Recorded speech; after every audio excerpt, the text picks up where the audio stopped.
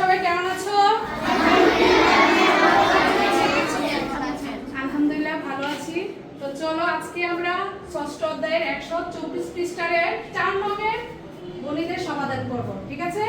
তাহলে প্রথমে আমরা কি করব? অঙ্কটাকে আগে ভালো করে আমরা পড়ব। কি করব? ভালো করে পড়ব, তারপর বোঝার চেষ্টা করব, বুঝে কোথায় যোগ কোথায় বিয়োগ সেটা আমরা অঙ্কের সমাধান করব। তাহলে প্রথমে আমরা অঙ্কটাকে পড়ব। মেহরুলের কাছে 100 টাকা ছিল। কত টাকা ছিল? 100 টাকা ছিল। তার বাবা তাকে 50 টাকা দিলেন। তার বাবা তাকে কত টাকা দিলেন? 50 টাকা। মেহরুলের কাছে ছিল 100 টাকা, তার বাবা তাকে দিল 50 টাকা। মেহরুল দোকান থেকে 120 টাকার একটি জ্যামিতি বক্স কিনলো। দোকান থেকে কি কিনলো?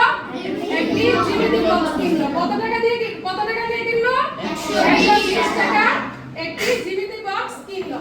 তার কাছে এখন কত টাকা রইল? এখন আমাদের কি করতে হবে? আগে আমরা প্রথম পার্টটা আগে দেখব। মেহরুলের কাছে 100 টাকা ছিল। তাহলে আমরা একটু লিখব অঙ্কের সমাধান। মেহরুলের কাছে ছিল 100 টাকা। তার বাবা তাকে দিল কত টাকা? তার বাবা দিলেন 50 টাকা। তাহলে কি এটা বেশি হয়ে গেছে না? তার 100 টাকা যখন তার কাছে ছিল, তার বাবা তাকে 50 টাকা দেওয়ার পর কি বেশি হয়ে গেছে। তাহলে এটা কি হবে? যোগ করতে হবে। কি হবে? যোগ।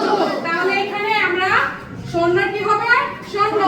তাহলে এখানে শূন্যর তো কোনো মূল্য নাই। তাহলে কি হবে? এখানে 5 এর 5 হবে, আর এখানে 1 এর 1 হবে। তাহলে 150 টাকা। তার বাবা আর তার টাকা মিলে কত হয়েছে? 150 টাকা। এখন আবার হচ্ছে মেহরুল দোকান থেকে সে একটি জ্যামিতি বক্স কিনলো।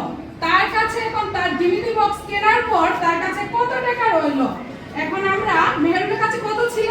150 টাকা। তার বাবা দেওয়ার পর তার কাছে কত? 150 টাকা।